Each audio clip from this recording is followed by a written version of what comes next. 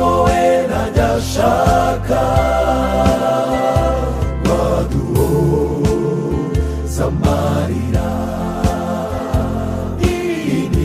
intimba dufite atubabarire n'ibyaha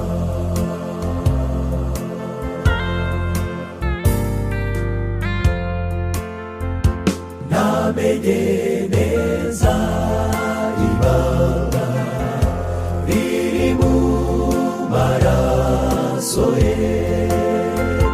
yaviriye i Kalvari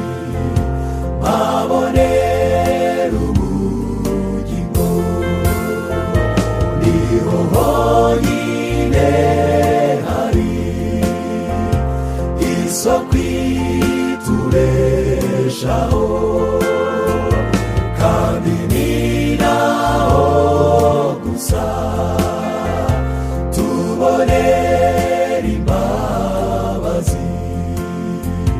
humura wihogora nshuti Yesu ni wowe najya shaka